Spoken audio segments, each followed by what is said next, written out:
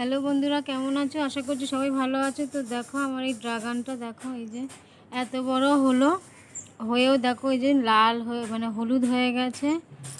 তো খুব কষ্ট হচ্ছে, প্রথম ফল তো। এই দেখো প্রথম ফল, তাও গাছে হলো না। দেখি আরও সব ফল আছে, মানে সব ফুল ফুটছে। আর এই একটা, এই যে এই দেখো এই একটা, আর একটা নতুন, এটা একটু বড় হয়েছে, এটা এখনো ফুল ফোটেনি। তো দেখি এটা আবার কি হয়। প্রথম ফলটা হলো না, মন খারাপ লাগছে।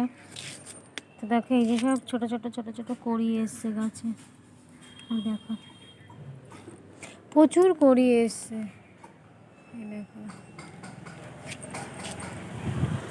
অনেক কড়ি এসছে, কিন্তু জানি না কি হবে।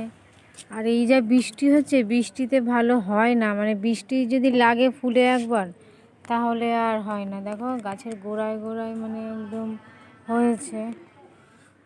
দেখো এই যে সব ডালে ডালে মানে ভর্তি হয়ে গেছে। এই দেখো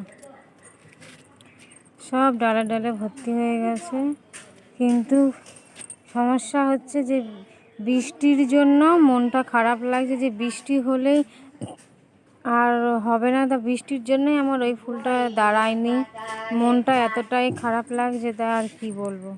দেখো এই ডালেও দেখো, মানে পুরো গাছটাতেই মানে একদম কড়িতে কড়ি হয়ে গেছে সব পুরো গাছে, মানে এমন কোনো ডাল নেই যে বাদ আছে। দেখো এই যে তারপরে এই ডালটাতে দেখো, এই যে সামান্য ছোট্ট একটা ডাল, এই দেখো এই ডালটাতে এতগুলো মানে ফুল কড়ি সহ এসছে।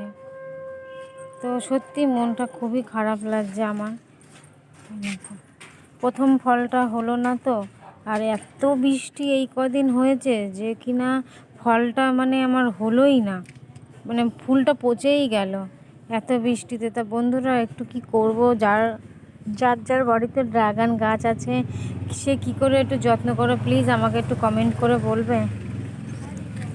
তো দেখো এই যে দেখো পুরো গাছ,